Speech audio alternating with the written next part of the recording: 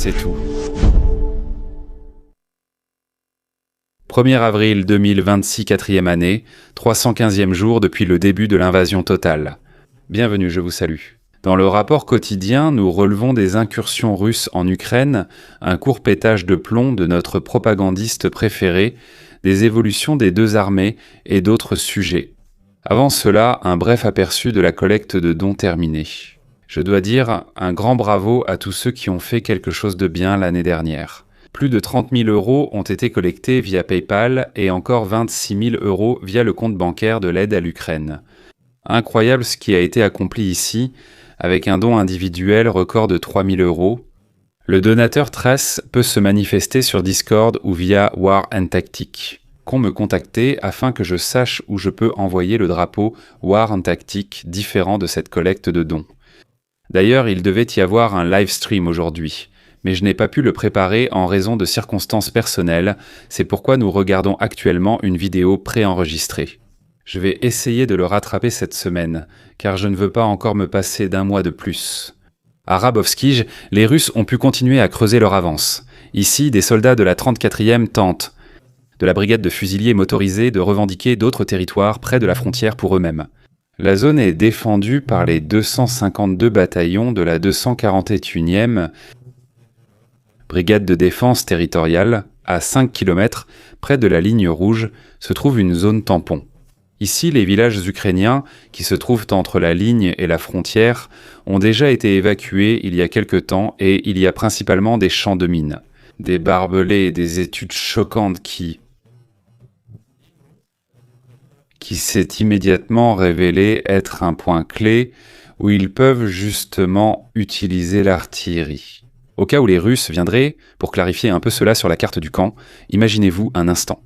Les unités ukrainiennes seraient retranchées dans le village ici, tandis que les Russes resteraient trains de leur côté de la frontière. Alors, depuis ici, ils pourraient tout simplement observer et reconnaître en permanence qui se trouve ici, et prendre le village sous le feu sans difficulté. En même temps, des soldats russes pourraient aussi tout simplement se positionner ici, et tirer sur les soldats ukrainiens depuis le côté russe. Et s'ils avaient alors répondu avec de l'artillerie ou d'autres armes, les Russes auraient pu enregistrer cela. Ils auraient pu se plaindre auprès des bailleurs de fonds et soutiens occidentaux que leurs armes ont été utilisées en Russie. C'est pourquoi nous avons proposé de créer une zone tampon de 5 km et de déplacer nos unités plus loin.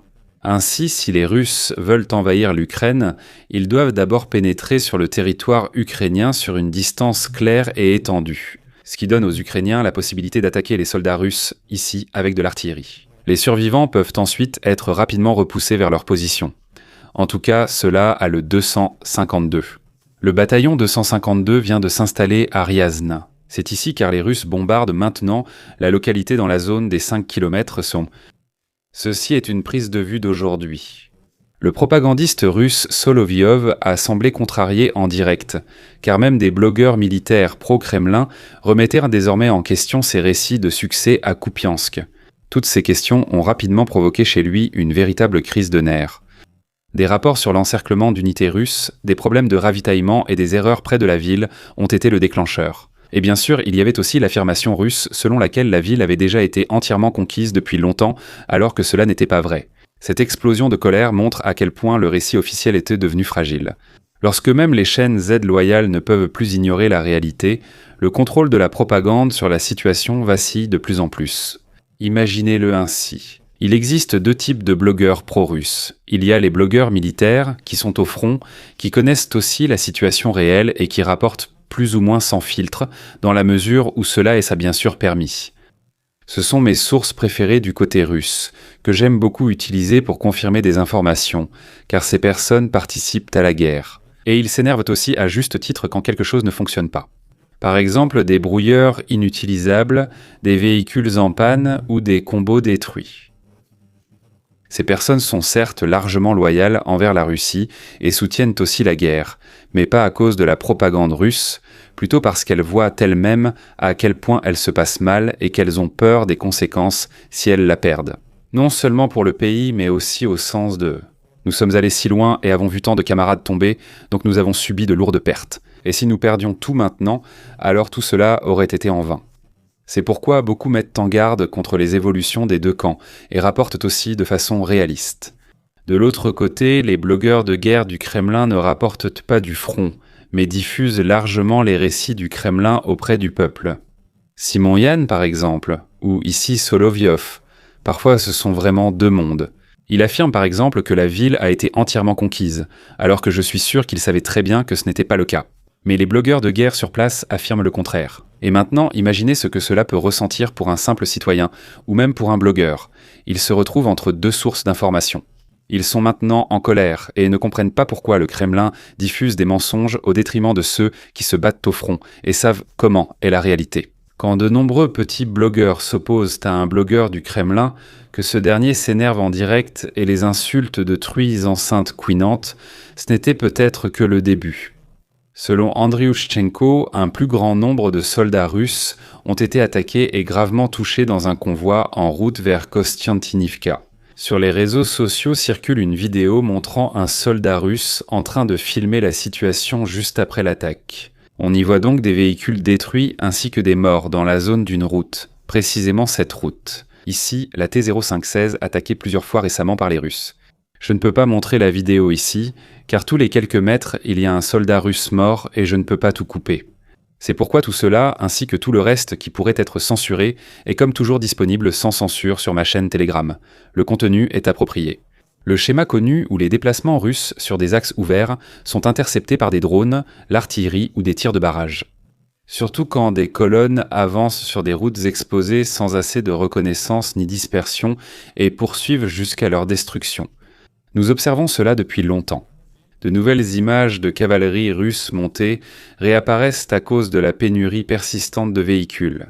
En même temps, on trouve de plus en plus de mortiers d'infanterie nord-coréens de 60 mm dans les unités russes. Ce sont des systèmes simples et faciles à déployer pour soutenir l'infanterie, conçus pour les courtes distances et les tirs rapides. L'utilisation dans les forces russes est un autre indice d'une pénurie aiguë de munitions et d'équipements, ainsi que de la dépendance militaire croissante de Moscou envers un pays comme la Corée du Nord, même pour des systèmes d'armes en principe triviaux comme un mortier. Un pilote ukrainien de MiG-29 détruit un pont à Pokrovsk, oblast de Donetsk, par une frappe aérienne précise. Une bombe planante guidée de type air-sol moyenne Hammer a été utilisée. Selon les autorités ukrainiennes, le pont servait de voie d'approvisionnement importante pour les forces russes et par moments d'abri et de point de rassemblement pour les groupes d'assaut russes qui se regroupaient sous la protection du pont.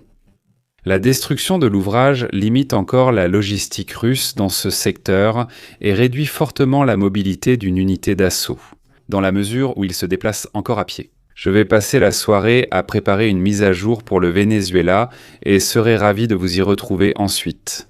À propos du Venezuela, de nombreux observateurs soulignent que Trump a mené à bien son opération spéciale de 3 heures au Venezuela.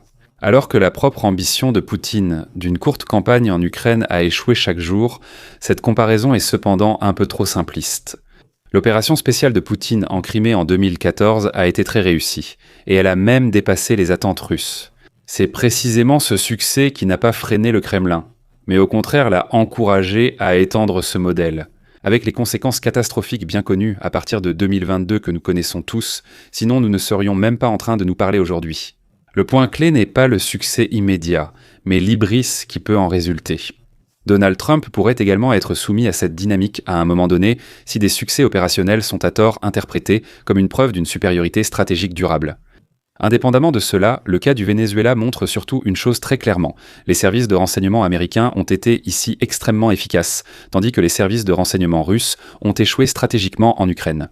Washington semble avoir réussi à neutraliser ou rallier des éléments clés de l'élite sécuritaire et du pouvoir vénézuélien. Moscou a tenté quelque chose de similaire en Ukraine, mais a échoué. Au début de la guerre, surtout dans le sud de l'Ukraine, de larges zones ont été abandonnées sans combat, montrant l'influence russe. Mais globalement, la Russie n'a pas durablement sapé la direction politique ni la sécurité de l'Ukraine. C'est une constatation qui, jusqu'à aujourd'hui, marque l'ensemble de la conduite de la guerre par la Russie. Et sur ce, je remercie tous les abonnés, les membres de la chaîne et l'équipe Algo. Merci spécialement au lieutenant-colonel Renek, Robert Siller, Dietrich, Freddy et Meyerhofer. Abonnez-vous, likez, commentez, à bientôt pour la prochaine analyse.